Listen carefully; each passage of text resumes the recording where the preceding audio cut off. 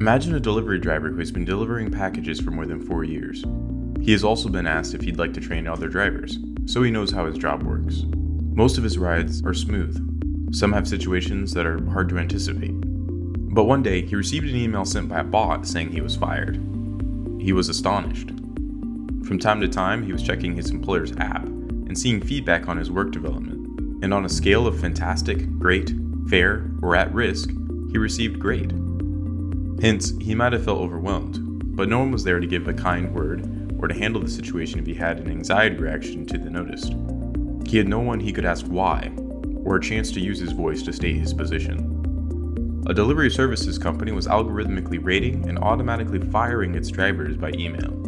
But if the whole process from rating to firing is automated, the company is ill-equipped to address specific circumstances affecting the data.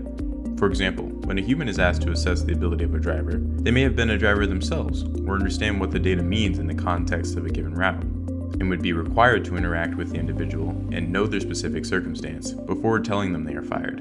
Approaching this case with a traditional approach to ethics, one can argue there is nothing sinful with algorithmically terminating people by email. However, it seems to be something wrong with this practice. Traditional theories, such as utilitarianism, could argue that this practice isn't wrong if it brings the greatest good to the greatest number of people, even if we adversely impact a minority of the people. So from a utilitarian approach, one would ask, is this practice being the greatest good for the greatest number of people in the company? Does the algorithm benefit the majority, even if there is harm for a small percentage of drivers? Other theories could also defend that there is no ethical issue if no pre-established principle is violated. In the field of AI ethics, dozens of ethical guidelines have been proposed. Principles have been proposed by academia, governments, private institutions, nonprofit organizations, and professional associations. Those are mainly based on 4 principles: autonomy, justice, beneficence, and non-maleficence. From those emerge principles adapted to AI's characteristics, such as transparency and explainability.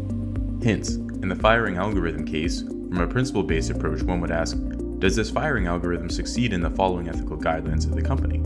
For example, is this algorithm transparent? Is it explainable?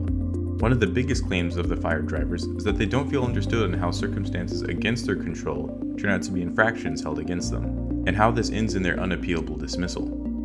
The fact is, there is a problem of distance between the developers of the algorithm and the people impacted by its use. This issue is recognized as the problem of moral distance, and refers to how individuals behave unethically towards those who are not seen. Moral distance abstracts those who are impacted by the decision and leads to less ethical decisions. When engineers are coding and developing an algorithm to terminate drivers, even if they work hard to make the model fair while considering several variables, there could be a problem of moral distance due to the proximity and physical distance between the developers and drivers. Unlike traditional theories, from an ethics of care approach, there are essential ethical issues in how this delivery services company proceeds. From this approach, the understanding of the other while hearing its own voice is key to make decisions and solve ethical issues.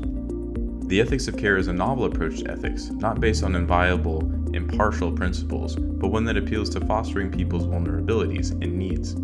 According to ethics of care, one should understand individuals not in a contest of duties and rights, but in a web of interdependent relationships on which we all depend.